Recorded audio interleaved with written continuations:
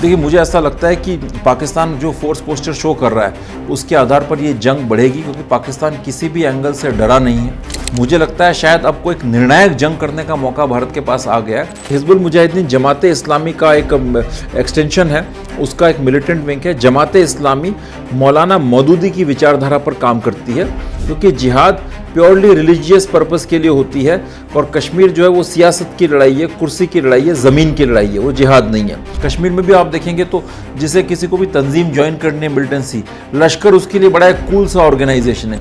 जैश का अपना बेस बड़ा स्ट्रांग है पाकिस्तान के अंदर, वो देवबंदी नेटवर्क है उनका। रूसियों ने जब अफगानिस्तान में इन्वेजन किया तो देवबंदी ही फोर फ्रंट पर थे, उसमें पाकिस्तान वाले देवबंदी है। ये कहूँ खुद के बच्चे इनके बड़े सरकारी नौकरियों में मज़े कर रहे हैं कि मसूद अजहर जो है वो बेसिकली एक मौलवी परिवार से, एक बड़े एक रिलीजियस परिवार से आता है। इसका फादर जो है वो भी काफ़ी एक इंटेंस किस्म का एक रिलीजियस प्रीचर रहा है, अलवी साहब बोलते थे उनको। उसामा बिन लादेन को बड़े पसंद थे और मसूद अजहर पढ़ने में तेज़ था। ये कभी बहुत अच्छा फाइटर नहीं बन पाया। इसकी पूरी फैमिली जैश को चलाती है। उमर फारूक जो पुलवामा का मास्टरमाइंड था वो मसूद अजहर का भतीजा है। सैफुल्लाह वो भी इसका फैमिली मेंबर है। अलकायदा ने जैश ए मोहम्मद के मसूद अजहर को सीड फंडिंग प्रोवाइड की थी जैश बनाने के लिए, उसामा बिन लादेन ने।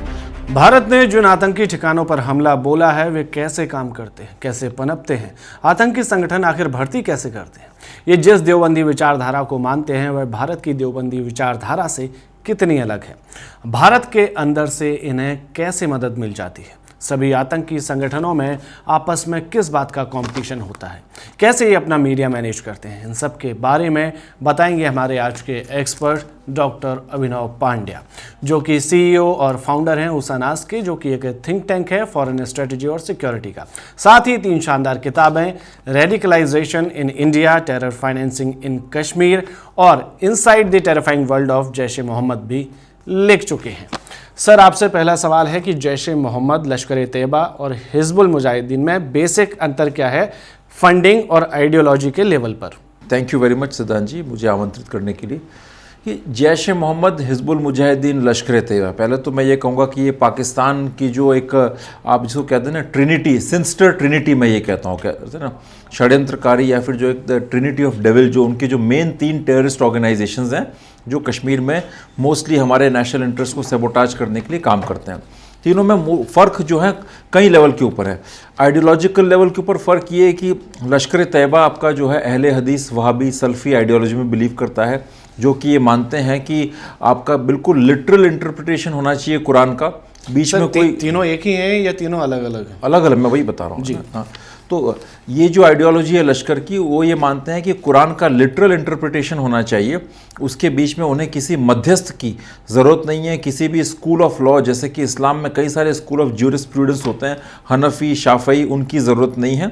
और वो लोग बहुत ही एक फंडामेंटलिस्ट जो इंटरप्रिटेशन है इस्लाम का, बिल्कुल लिटरल, वो किसी सूफ़ी, पीर, मज़ार, वर्शिप वगैरह में बिलीव नहीं करते। वो लोग प्रॉफिट मोहम्मद का बर्थडे सेलिब्रेट नहीं करते। और एक आप मान सकते हैं कि बड़ी एक रिजिड विचारधारा जो कहते हैं ना, कट्टर जैसी। कई सारे जो ग्लोबली जो आपके जो टेरर ग्रुप्स हैं वो इसके साथ बड़ा अपने आप को एक अलाइन करते हैं। जैसे आप देखें कि मुस्लिम ब्रदरहुड जो है वो भी अपने आप को सल्फ़ी कहता है। हाँ, मैं इसमें ये बात कहूँगा कि वैसे सऊदी जो रॉयल फैमिली है वो भी वहाबी है, लेकिन वो कभी भी उन्होंने टेररिज्म को इस तरह से वो नहीं करते। वो बड़ा सबसे स्ट्रॉन्गेस्ट फाइटर अगर टेररिज्म के अगेंस्ट कोई एमर्ज होकर के आए तो सऊदी रॉयल फैमिली आई है, और वो मुस्लिम ब्रदरहुड से भी उनकी बिल्कुल कहते हैं ना खिलाफत है, क्या उनके बीच में कुछ नहीं है। और तो लश्कर तैयबा जो बेसिकली सल्फ़ी, वहाबी, अहले हदीस आइडियोलॉजी को फॉलो करता है, और जैश ए मोहम्मद देवबंदी आइडियोलॉजी को फॉलो करता है। वो भी एक तरह से आप मान के चले साउथ एशियन वर्जन है वहाबिज़म का, साउथ एशियन वर्जन है वहाबी विचारधारा का। बड़े कट्टर होते हैं, हाँ, डॉक्ट्रिन बड़ा रिजिड टाइप का अप्रोच होता है, बड़े कंजर्वेटिव अप्रोच होती है उनकी, चाहे वो महिलाओं के राइट्स हों या आपके जो ज़िंदगी की जो आम तौर पर ज़िंदगी है उसमें बड़ा एक हर तरीके से शरिया को लेकर के चलने वाले उस तरह के लोग होते हैं। और वो हालांकि ये कहते हैं कि हम वो सूफीज़म को पूरी तरह से नहीं नकारते, क्योंकि नक्शबंदी सूफ़ी सिलसिले के कई सारे लोग थे जिनको वो बड़ा अपना पूजनीय मानते हैं, लेकिन वो भी जो है मज़ारों पर जाकर के चिराग जलाना और इन सब चीज़ों में बिलीव नहीं करते।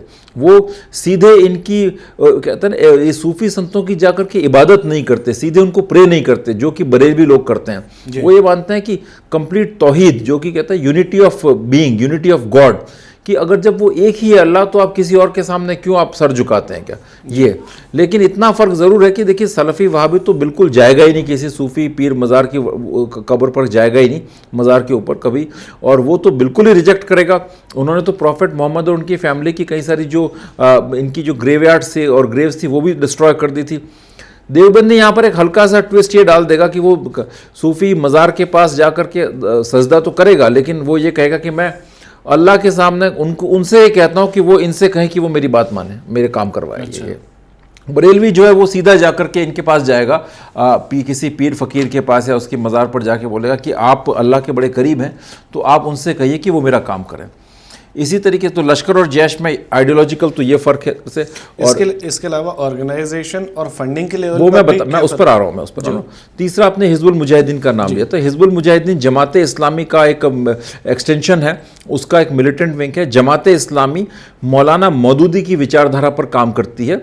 मौलाना कश्मीर के थे, हाँ नहीं कश्मीर, मौलाना मौदूदी एक साउथ एशिया के सबसे बड़े इस्लामिस्ट आइडियोलॉग थे और वो पाकिस्तान में रहे। और मौलाना मौदूदी का ये मानना था कि व्यक्ति का निजी जीवन, व्यक्तिगत जीवन एवं सामूहिक जीवन, यानी कि स्टेट, सोसाइटी और इंडिविजुअल लाइफ स्ट्रिक्टली शरिया के अकॉर्डिंग चलनी चाहिए। तो वो पॉलिटिकल इस्लाम की जो बात है वो जमात इस्लामी करती है। और जमात इस्लामी को आप ये कह सकते हैं कि वो मुस्लिम ब्रदरहुड जो इजिप्ट वेस्ट एशिया में, उसका साउथ एशियन कजिन है ये। तो ये तो आइडियोलॉजिकल डिफरेंसेस हुए। अब ऑर्गेनाइजेशनल डिफरेंसेस में ये है कि लश्कर पूरी तरह से पाकिस्तान आर्मी के ग्रिप में है, उनको सोल्जर्स विदाउट यूनिफॉर्म कहते हैं। अब देखिए जैसा कि आपने देखा लश्कर जो है वो अहले हदीस आइडियोलॉजी में बिलीव करता है, तो उसका सोशल बेस इतना स्ट्रांग नहीं हो कि अहले हदीस और वहाबिज़म को मानने वाले साउथ एशिया में बड़े कम हैं।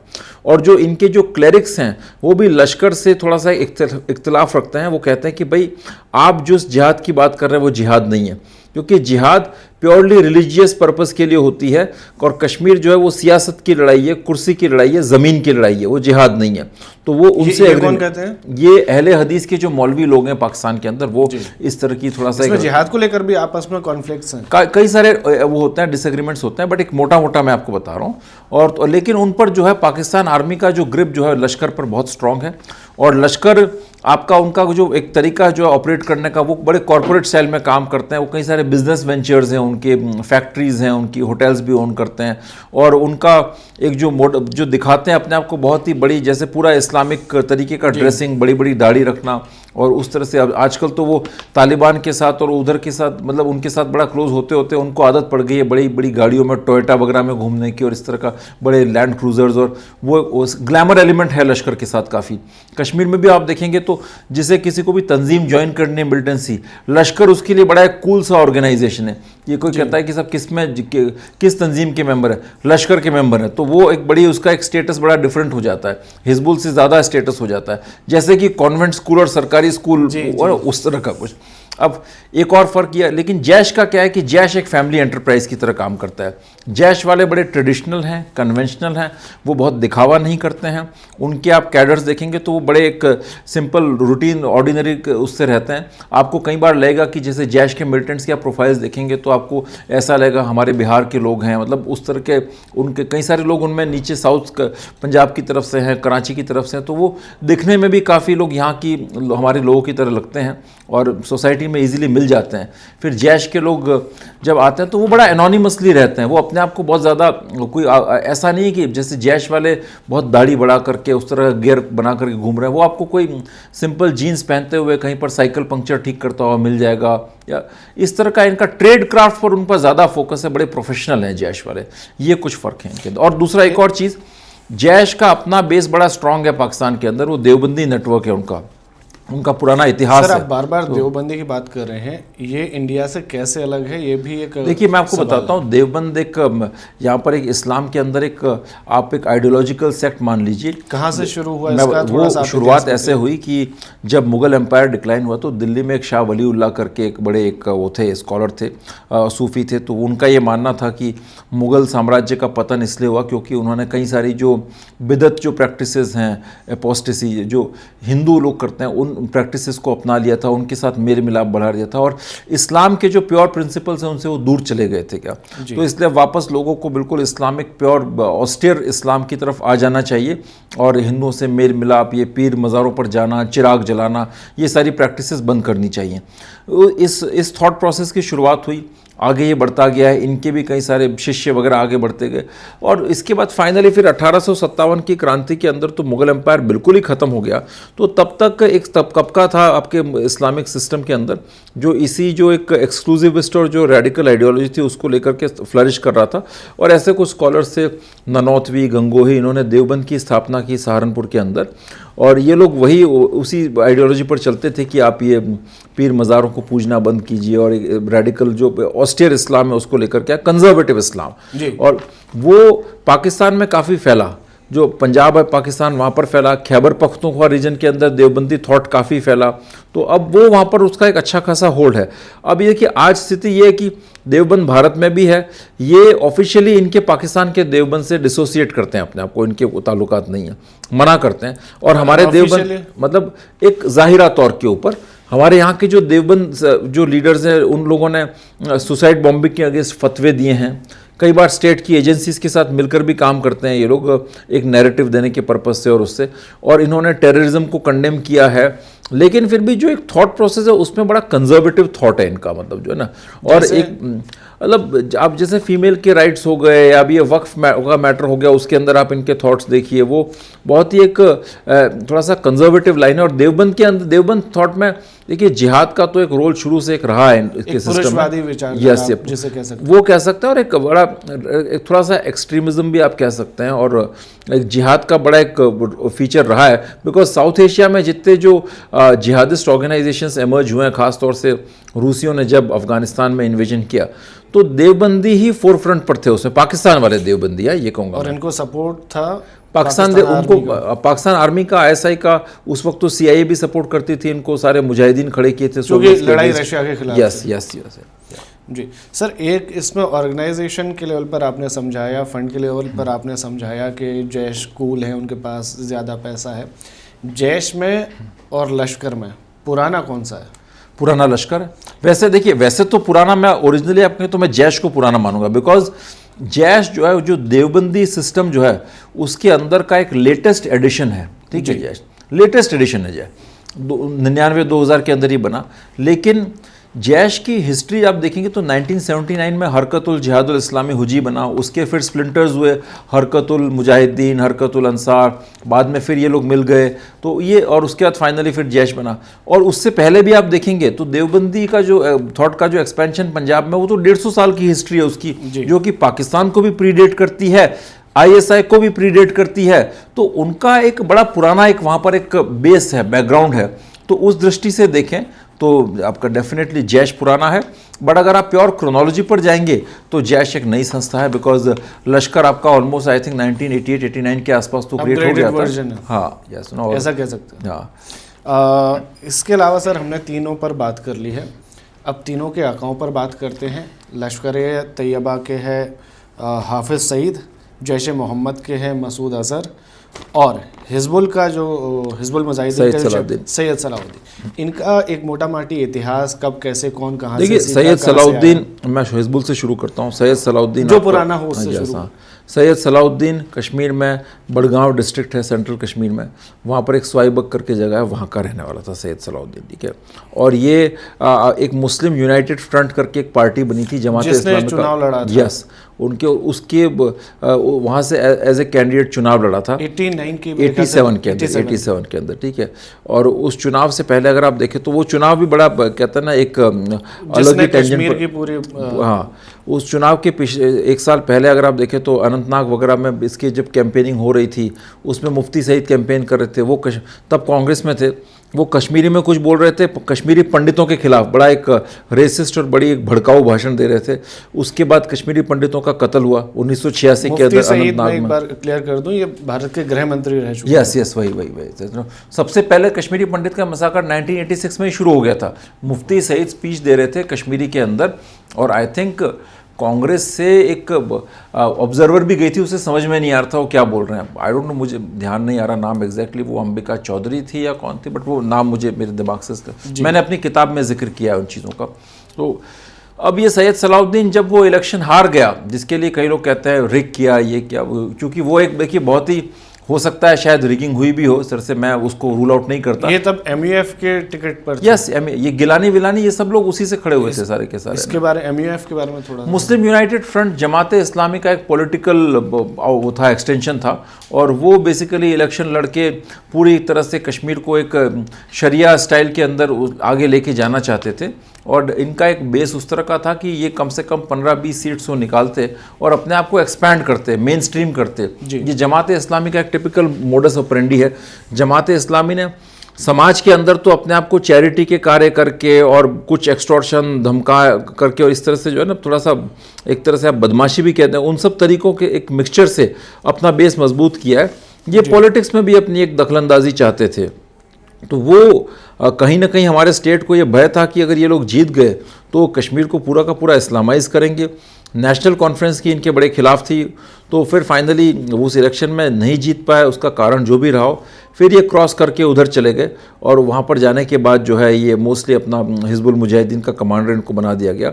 लोकल फेस है सैयद सलाउद्दीन, इसलिए उसकी एक ऑप्टिक्स और सिंबॉलिक वैल्यू ज़्यादा है, ठीक है ना। जो बुरहान वानी था वो भी हिजबुल मुजाहिदीन का था, यस यस। देखिए हिजबुल मुजाहिदीन जो है उसका कैडर मोस्टली लोकल लड़कों का होता है कश्मीर के अंदर, तो इसलिए उसका एक लोकल बेस है अच्छा कश्मीर में, नेटवर्क अच्छा है उनका, इंटेलिजेंस नेटवर्क, और कश्मीरी फेस है, इसलिए उसकी दिखाने के लिए ऑप्टिक्स के पॉइंट ऑफ व्यू से भी अच्छी वैल्यू कि आप इंटरनेशनल मीडिया में उसको रख सकते हैं, ठीक है जी।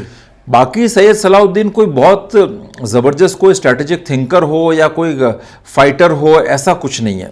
वो पाकिस्तान में है, पाकिस्तान के अंदर उससे बड़े लोअर लेवल के अफसर जो होते हैं ISI के सूबेदार उबेदार, वो लोग इसको डील करते हैं, कई बार तो बड़ा इल ट्रीट भी करते हैं इसको। और जो ये जो ग्रुप्स हैं, हाँ आपके जो लश्कर वगैरह जैश, ये ज़्यादा प्रिय हैं ISI को, तो इसलिए ये लोग कंप्लेन भी करते रहते हैं, यूज एंड थ्रो वाली कैटेगरी में। बट इसको इन्होंने यूनाइटेड जिहाद काउंसिल का हेड ज़रूर बना रखा है इसको, आपका सैयद सलाउद्दीन को। इसके बच्चे तो कश्मीर में दोनों सरकारी गवर्नमेंट सर्विस में थे, एक तो शायद प्रोफेसर था, उसको अभी शायद फाइनली बाद में फिर इनको अभी जब 370 के बाद जो छटनी शुरू हुई तो इनको निकाला गया। तो ये है, इसने मैं आपको बता दूं सीक्रेटली कई बार जो है से पेशकश की हमारे सीनियर इंटेलिजेंस के अफसरान लोगों को कि वो वापस आना चाहता है, कुछ अपनी तरफ से जो है ना बड़ा अकोमोडेट कर दीजिए, कॉम्प्रोमाइज़ करने की इसने कोशिश की। तो मैं ये भी बता दूं कि ये कोई इसका जो कमिटमेंट जो है कोई जिहाद या कश्मीर कॉज के लिए, वो भी बहुत ही डाइल्यूटेड है, कोई मिला जुला नहीं है, मतलब एक मिला जुला कमिटमेंट है अपने फ़ायदे के लिए।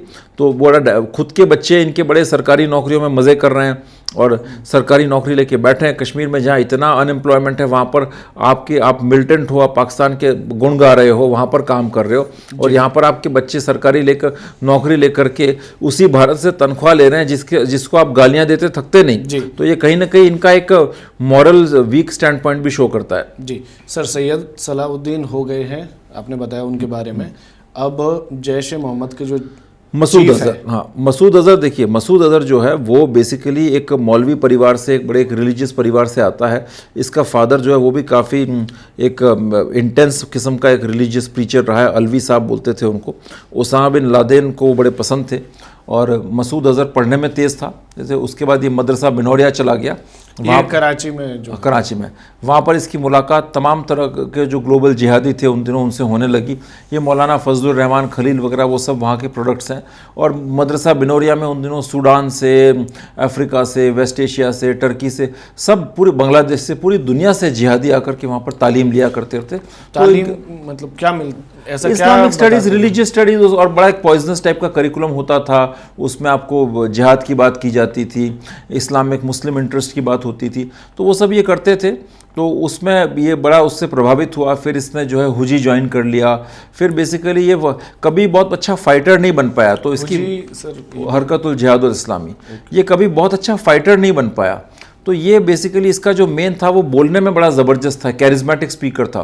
तो फिर फंड रेजिंग ये बड़ी ज़बरदस्त करता था, लंदन जाता था, साउथ अफ्रीका जाता था, जिम्बाब्वे जाता था, तकरीरें करके काफ़ी पैसा लेके आता था, रिक्रूटमेंट अच्छा करता था। फिर ये कश्मीर आया तो इसने डेफिनेटली अपनी ऑर्गेनाइजेशनल कैपेबिलिटीज से अपनी उपयोगिता तो सिद्ध कर दी थी इसने। अब कश्मीर में ये जो है अरेस्ट हो गया और उसके बाद फिर पाकिस्तान को इसकी ज़रूरत थी, तो उन्होंने काफ़ी प्रयास करके एड़ी चोटी का जोड़ लगा के इसको छुड़वाने के बाद IC-814 के अंदर उसके बाद ये नेशनल हीरो था। और फिर जो है इसको ISI को ने इसको फंड किया काफ़ी और इससे जैश मोहम्मद बना दिया। उसके बाद तो इसका एक सिलसिला नया शुरू हो गया, ये जिहादी सुपरस्टार बन गया, इसका अपना ऑर्गेनाइजेशन हो गया, इसकी पूरी फैमिली जैश को चलाती है और इसने कई बड़े लीथल डेडली फिदाइन अटैक्स किए कश्मीर के अंदर। पार्लियामेंट अटैक किया, उससे इंडिया पाकिस्तान ऑलमोस्ट वॉर के मुहाने पर आ गए। फिर आपके और भी अटैक्स करता गया और कमांडर्स भेजे कश्मीर में बड़े डेडली, गाजी बाबा और इस तरह के।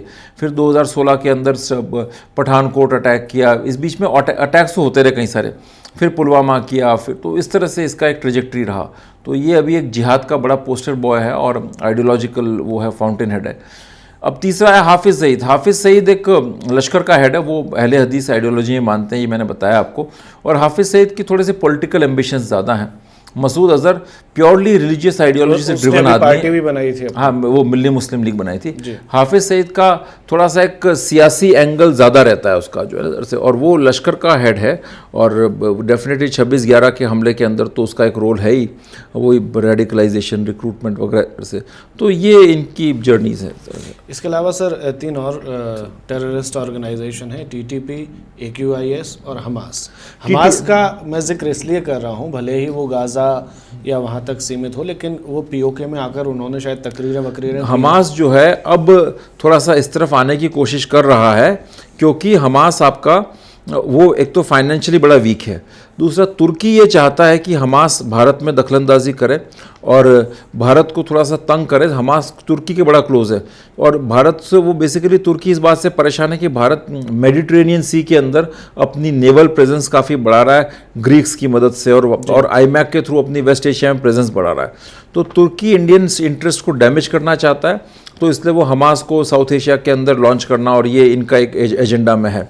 फिर दूसरी बात ये कि हमास के पास कुछ खास गुण हैं, एक तो अर्बन वॉरफेयर, गुरिल्ला टैक्टिक्स, तो वो ये चीज़ें वो कश्मीर में लॉन्च कर सकता है, ISI को ये सेवाएं दे सकता है। वहाँ से सर लॉजिस्टिक सपोर्ट वहाँ से मिलेगा या यहाँ से मिलेगा? वो तो यहाँ मिल जाएगा, लॉजिस्टिक सपोर्ट दिक्कत नहीं है, वो तो आ जाते हैं। अफगानिस्तान में तो इनके कैडेट्स की पहले भी ट्रेनिंग हुई है, पूरे ट्रेनिंग कैंप्स बने हुए हैं, तो वो कोई दिक्कत नहीं है लॉजिस्टिक सपोर्ट की। और कश्मीर में अब सोसाइटी में उस तरह से रेडिकलाइजेशन है कि अगर हमास को आप लॉन्च करें तो हमास इंसर्जेंसी को क्रिएट कर सकता है वहाँ पर। देखिए वॉर हो जाए इंडिया पाकिस्तान के बीच में तो फिर बात अलग है, फिर कश्मीर थोड़ा सा साइडलाइन हो जाता है, बट बाकी अगर रूटीन केस में चलता है तो फिर मिलिटेंसी उसी ट्रैक पर जाएगी वहाँ पर। जी, इसके अलावा सर TTP और AQIS। TTP तहरीक तालिबान पाकिस्तान, अगेन ये भी एक देवबंदी टाइप का आउटफिट है और इसमें जैश से जो लड़ाके निकल गए थे, थोड़े से बगावती बागी हो गए थे, वो इसको ज्वाइन कर रखे और इनका तालिबान के साथ बड़ा अच्छा लिंक है। अभी ये लोग पाकिस्तान आर्मी के खिलाफ लड़ रहे हैं बिकॉज इन्हें दर्द वो है कि मुशर्रफ ने इनको छोड़ करके उसका साथ दिया था, क्या नाम आपका, अमेरिकन का साथ दिया था US वॉर ऑन टेरर के अंदर।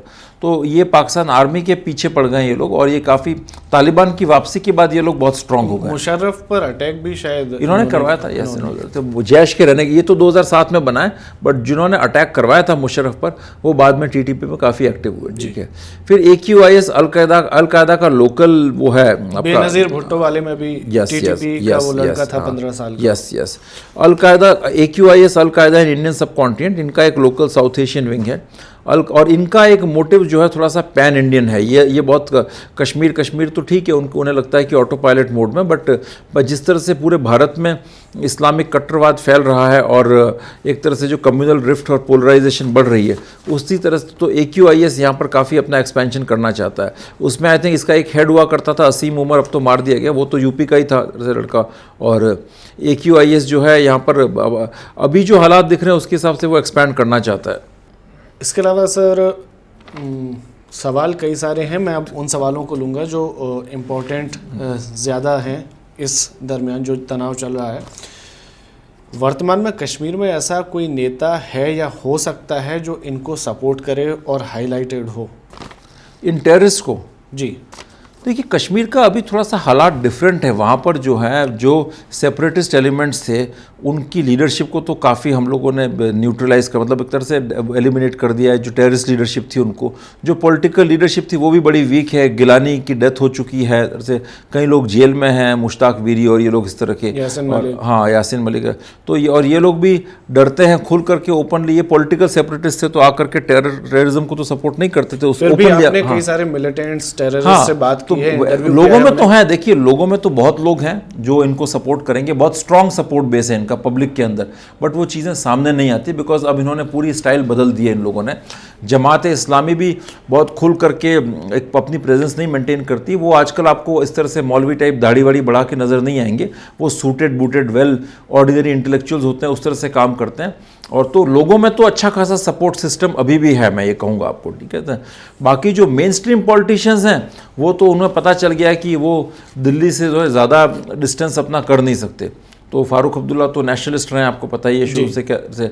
और बाकी पीडीपी जो है वो एक सॉफ्ट सेपरेटिज्म को प्रमोट करती रही है, लेकिन उनको भी मैसेज बड़ा क्लियर है कि इस तरह की बदमाशियाँ चलेंगी नहीं। जी, आपने 3 जो पाकिस्तान ही बेस्ड, जिसमें से एक भारत बेस्ड है, 2 पाकिस्तान के JEM और LET, हिजबुल मुजाहिदीन इंडिया से निकला हुआ है, कश्मीर से निकला हुआ। इसमें से कोई ऐसा संगठन है जो अपने घर वालों को, अपने बच्चों को पुश करता हो टेररिज्म में, या सिर्फ दूसरों के ही बच्चों को इस्तेमाल करता है? नहीं, जैश वाले अपने लड़के भेजते हैं। वो जैश के जो वो अपने फैमिली मेम्बर्स को कश्मीर में जिहाद के लिए भेजता है और वो मरते भी हैं।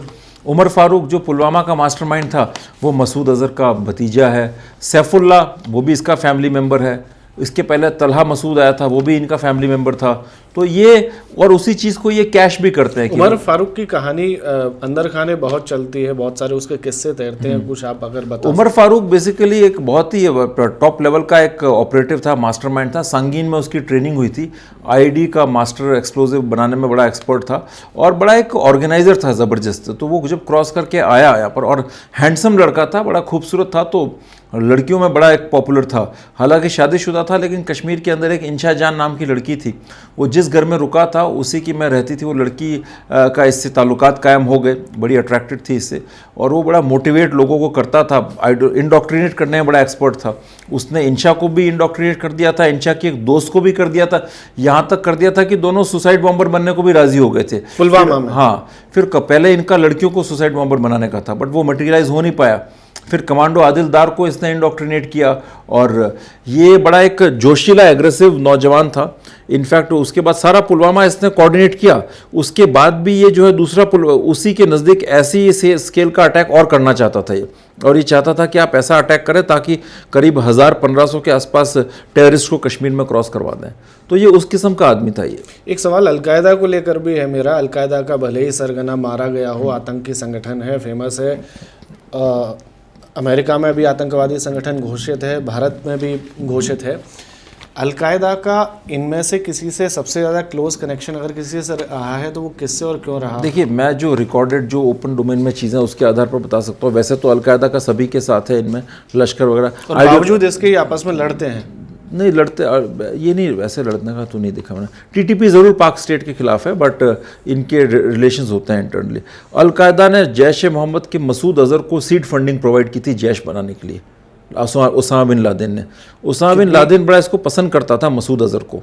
और जब शुरुआत में ये जैश ए मोहम्मद का स्प्लिंटरिंग वो अलग हुआ हरकतुल मुजाहिदीन और उन देवबंदी ग्रुप से, तो उनमें बंटवारे को लेकर के लड़ाई हुई थी। तो उसको उसामा बिन लादेन ने उसमें बड़ी भूमिका निभाई थी, उसको सेपरेट करने के अंदर। फिर उसामा बिन लादेन बड़ा क्लोज था निज़ामुद्दीन शामज़ाई के, जो चांसलर थे मदरसा बिनौरिया के, उनके क्लोज ये भी था, मसूद अजहर भी। तो अब बेसिकली अलकायदा का और उसामा बिन लादेन का जैश ए मोहम्मद के साथ एक बहुत पुराना रिश्ता रहा है, तो उसको हम कह सकते हैं कि इनके बड़ा क्लोज है। बट अपार्ट फ्रॉम दैट इनके लश्कर वगैरह और ये लोग भी जो है इनके साथ इनके रिलेशंस रहे हैं। और एक चीज़ मैं बताना चाहूँगा कि उमर शेख सईद जो था वो वैसे तो जैश का पार्ट था, जैश के साथ यहाँ पर अरेस्ट हुआ था बिकॉज उसने मसूद अजहर को छुड़वाने के लिए फॉरेन टूरिस्ट को किडनैप किया था। और ये लंदन स्कूल ऑफ इकोनॉमिक्स में पढ़ा हुआ लड़का था, हालांकि शायद पढ़ाई पूरी कर नहीं पाया था। बोस्निया गया था, फिर वहाँ से रिक्रूट होकर इधर आ गया था टेररिस्ट बन के। तो इससे यूके के अंदर मसूद अजहर मिला भी था 1-2 बार। तो ये वैसे तो इनके जैश के साथ काम करता था, लेकिन ये वो बंदा था जिसने वो आई थिंक खालिद शेख मोहम्मद को या अलकायदा सितंबर 11 की एक मास्टरमाइंड को 3 लाख रुपया इसने पहुंचाया था, कुछ पैसा दिया था इसने। तो ये कई बार ये कहा जाता है कि वो आईएसआई का मोल था अलकायदा के अंदर। सर जैश की आपने इतनी सारी बात की है, जैश के ठिकाने ज़्यादा फोड़े गए हैं। इन 9 ठिकानों में 4 जैश के थे, 3 एलईटी के थे, लश्कर तैयबा के, और 2 थे हिजबुल मुजाहिदीन के। ऐसे कुल 9 ठिकानों पर हमला हुआ। जैश रिटेलिएशन किस हद तक करने की ताकत रखता है या कर सकता है, इसकी क्या संभावना है? दूसरा उसको वो जिन चीज़ों को टारगेट कर सकता है उसमें सैन्य ठिकाने ज़्यादा होंगे, आम शहरी ठिकाने ज़्यादा होंगे, या धार्मिक स्ट्रक्चर को वो ज़्यादा? जैश रिटेलिएट करेगा, 2 कारण है। एक तो इसकी फैमिली के मेंबर्स बढ़े तो मरे हैं, तो वो पर्सनल एंगल भी आ गया। दूसरा जो है ये मस्जिद अटैक जो है मस्जिदों पर अटैक हुआ है, ठीक है। तो ये अब जो रिटेलिएशन करेगा उसमें एक रिलीजियस सिंबलिज्म ज़्यादा होगा, आप देखिएगा। तो ये रिलीजियस जो ठिकाने हैं, धार्मिक ठिकाने, उन पर अटैक करेगा ये। दूसरा, कश्मीर के बाहर भी ये अटैक करेगा, बिकॉज हमेशा मसूद अजहर का मानना है कि भारत को आप तकलीफ तब दे सकते हैं जब आप दिल्ली के बाहर जो दूसरे इलाके हैं वहां पर अटैक करेंगे। तो और ये फिदाइन अटैक करवाएगा जैश, ठीक है। छोटे शहरों को टारगेट, छोटे शहरों को टारगेट, विश्वास है, बिल्कुल विश्वास है। कश्मीर में भी फिदाइन अटैक करवा सकता है, दूसरी जगह भी फिदाइन अटैक करवाएगा। तो रिलीजियस इंस्टॉलेशंस को भी यहाँ पर थोड़ा सावधान रहने की जरूरत है। जी सर, एमबीबीएस की सीट, कश्मीर की बात करूँ मैं, एमबीबीएस की सीट और टेरर फंडिंग का क्या कनेक्शन है? ये इन्होंने टेरर फाइनेंस जनरेट करने के लिए कई तरह के हथकंडे अपनाए। उसमें एमबीबीएस एक वन ऑफ द सोर्सेज था। वो ये लोग क्या करते थे कि जो ये टेररिस्ट मर जाते थे, पहले इनके नाते रिश्तेदारों को एमबीबीएस की सीट में वहाँ पर पाकिस्तान में एडमिशन देते थे। उसके बाद ये फैला दिया इन्होंने। तो जो डोनेशन मनी आता था, जो कैपिटेशन फ़ी, वो 8 लाख से लेकर के 20-25 लाख की रेंज में हो सकती थी। वो यहाँ पर टेररिस्ट मास्टरमाइंड्स जो थे, गिलानी विलानी, ये लोग रख लेते थे। फिर ये चिट्ठी लिख के देते थे। वो किसी के पास 100 लोगों को चिट्ठी लिखने की वो पावर थी, किसी के पास 50 के देने की पावर थी। उसके आधार पर जैसा जैसा उनका रैंक और स्टेचर, उसके आधार पर उनको वहाँ एडमिशन मिलते थे। पैसा यहाँ रहता था, एक कट ये लोग रखते थे और वो पैसा फिर मिलिटेंट्स और टेररिस्ट ऑर्गेनाइजेशन में डिस्ट्रीब्यूट हो जाता था। स्टोन पेल्टर्स के पास भी जाता, अलग अलग तरीके से। वहाँ आईएसआई उनका ख्याल रखती थी। कई बार उनको ट्रेनिंग भी देते थे वेपन्स वगैरह की, और इंडोक्ट्रिनेट करके फिर यहाँ भेजते थे। दुनिया में बाहर भी और जगह उनको काम में लेते थे, नैरेटिव बिल्डिंग के लिए और इस तरह से।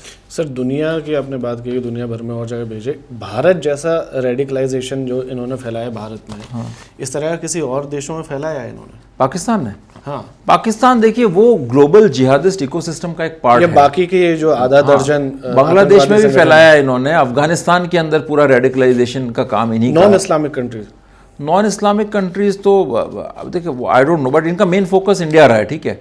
और उसके अलावा नेपाल के अंदर भी इन्होंने इस तरह की काफ़ी कोशिशें की हैं। जी सर, ये जो स्ट्राइक हुई है, इंडिया ने जो जवाबी कार्रवाई की है पहलगाम के बदले में, इसमें बहावलपुर और मुरीदके का नाम ज़्यादा आया। 7 और ठिकाने थे लेकिन 2 ठिकाने ज़्यादा, ये ज़्यादा फेमस है ना, बहावलपुर और मुरीदके। इनके साथ ग्लैमर अटैच्ड है, बिकॉज एक जैश का हेडक्वार्टर है, एक लश्कर का हेडक्वार्टर है। तो बाकी जो हैं वो उतने ज़्यादा फेमस नहीं है, और ये सबसे बड़े इनके बेसिक हेडक्वार्टर्स हैं, मतलब जो है ना सबसा इनका एस्टैब्लिशमेंट ही वहाँ पर है। तो इसलिए इससे कितनी चोट पहुँचेगी? चोट तो देखिए, एक तो मोराल तो डाउन हुआ है, चोट पहुंची है। जैसे अगर ये आप अगर सीरीज देखेंगे, मुफ्ती रऊफ मारा गया है तो वो जैश का एक डिफेक्टो चीफ था, ऑपरेशन सारे वही संभालता था, सारे ऑपरेशंस प्लान करता था। तो उसका जाना एक बहुत बड़ी क्षति है, भारी क्षति है उनके लिए। फिर इंफ्रास्ट्रक्चर का नुकसान हुआ है। वैसे ही पाकिस्तान की आर्थिक हालात बड़ी तंग है, तो उनको वापस ये बिल्डिंग्स वगैरह बनाना करना पड़ेगा ये। लेकिन देखिए उसके बियॉन्ड ज़्यादा नुकसान नहीं हुआ, क्योंकि मैं ये कहूँगा कि एक तो इन्होंने सारे टेररिस्ट वहाँ से हटा लिए होंगे। इन्हें पता था कि अटैक होगा, तो इन सारे कैंप से इन्होंने लोग हटा लिए होंगे।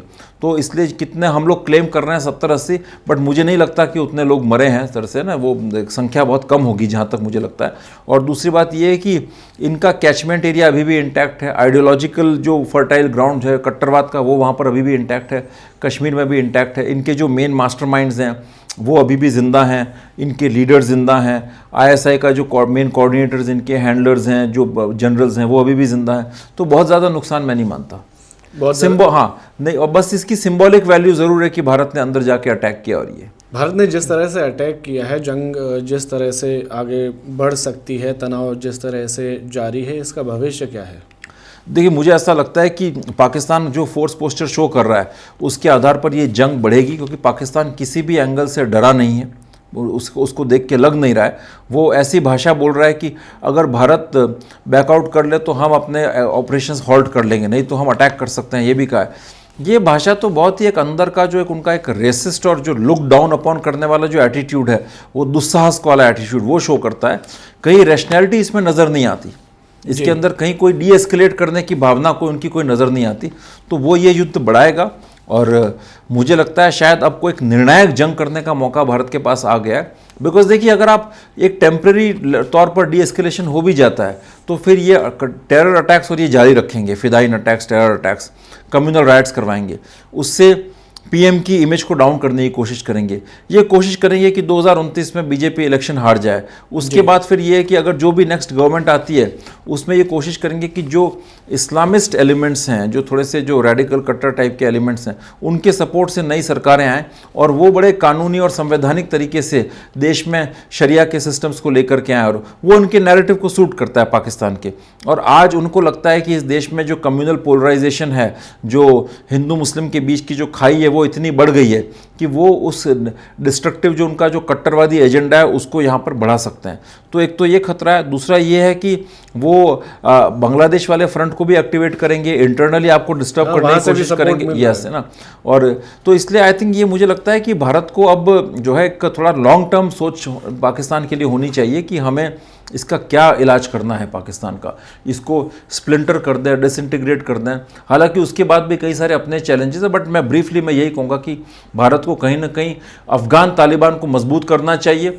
उनकी अभी बड़ी स्थिति खराब हो रखी है अफ़गान तालिबान की, क्योंकि वहाँ फूड शॉर्टेज है, तो लोगों में बड़ा असंतोष है। तो आप उनको 5-6 हज़ार टन जो है चावल गेहूँ वगैरह दीजिए, अफ़गान तालिबान को वहाँ मजबूत कीजिए। अफ़गान तालिबान मजबूत होगा तो वो टीटीपी को स्ट्रॉन्ग करेगा और इधर से बलूचियों को स्ट्रॉन्ग करेगा, और वो पाकिस्तान को वीक करेंगे, और इधर से आप अपने ऑफेंसिव जारी रखिएगा। जी sir, LET, Jaish e Mohammed, HM, Hizbul Mujahideen, Tehreek Taliban Pakistan, al Qaeda in Indian subcontinental, Hamas, इनका सबका भविष्य क्या है आने वाले सालों में? भविष्य तो देखिए, जिस तरह से जो जिहाद और कट्टरवाद फैल रहा है उस तरह से भविष्य तो मुझे इनका उज्ज्वल ही लग रहा है। क्योंकि अब जो है एक तो पूरी सोसाइटी के स्तर पर इस तरह की कट्टरवादी विचारधारा फैल रही है। यूरोप में तो आप देखें पूरा का पूरा जो है वहाँ पर शहर शहर के अंदर जो इस तरह के इस्लामिस्ट हैं उनका कब्जा होता जा रहा है। उसके अलावा अमेरिका में भी आप देखें ये लोग लोकतंत्र का, डेमोक्रेसी का फ़ायदा उठा करके स्टेट सिस्टम्स को, सोशल इंस्टीट्यूशंस को डैमेज कर रहे हैं। और भारत में भी जो है डेमोग्राफी भी इनको फेवर करने वाली है, इजराइल गाजा वाले में, यस वहाँ पर तो इनका भविष्य तो उज्ज्वल। और मुझे लगता है शायद कहीं ना कहीं एक इवन सोसाइटी के लेवल पर भी जो है ना एक इंटरनल गृह युद्ध जैसी स्थिति भारत में भी बनेगी। यूरोप में तो मुझे लगता है शायद इनके फेवर में आ जाएंगी चीज़ें, और क्योंकि वहाँ पर भी लड़ाई होगी अंदर, बट भारत के अंदर स्थिति और भयावह होगी। इनका एक पीआर टीम या मीडिया मैनेजमेंट जो होता है, क्योंकि कुछ भी होता है ये खुद को विक्टिम दिखा लेते हैं, दिखाने की कोशिश करते हैं, और कहीं ना कहीं इंटरनेशनल एक्शन से बचते रहे हैं। तो इनकी पीआर टीम या मीडिया टीम भी कोई होती है क्या? वो कैसे काम करती है? होता है ये, देखिए कोई भी टेररिस्ट ऑर्गेनाइजेशन ऑप्टिक्स के बल पर ही सर्वाइव करता है। वो जानते हैं कि वो स्टेट की जो कन्वेंशनल फोर्सेज होती हैं बड़ी सुपीरियर होती हैं, उनके आगे नहीं टिक सकता। तो वो क्या करेगा, किसी एक को कैप्चर करके लेके आ गए। अब उसकी गर्दन इन्होंने बुरी तरह से काटी, जैसे एक जॉर्डेनियन पायलट को पकड़ा था एसएस ने, उसको सबके सामने बेहेड किया था। अब वो वीडियो मैसिवली फैलाएगा तो ये लोगों के दिमाग में डर बैठेगा कि ये इतना खतरनाक ऑर्गेनाइजेशन है। तो ये लोग उन चीज़ों पर सर्वाइव करते हैं जो, इसलिए मीडिया अटेंशन, कवरेज इनको बड़ा प्रिय है। आप इन पर किताबें लिखें, आप इन पर कवरेज करें, उससे इनकी दुकानें चलती हैं, इनको बड़ा प्रिय है। बहुत बहुत शुक्रिया सर आपका वन इंडिया से जुड़ने के लिए, हमारे तमाम दर्शकों की उन तमाम आशंकाओं के जवाब देने के लिए जो कि बाकी कहीं उनको नज़र नहीं आ रही थी, लेकिन दुविधाओं को लेकर कई सारे कमेंट्स हमारे पास थे, कई सारे सवालात हमने लिए जो लोगों ने हमसे पूछे थे। थैंक यू सर एक बार फिर से हमारी मदद करने के लिए। और आपके यदि इन मुद्दों से जुड़े हुए कोई और सवाल भी हों तो आप हमें कमेंट में ज़रूर भेजें, हम उनके भी जवाब आपके लिए ढूंढ कर लाएंगे।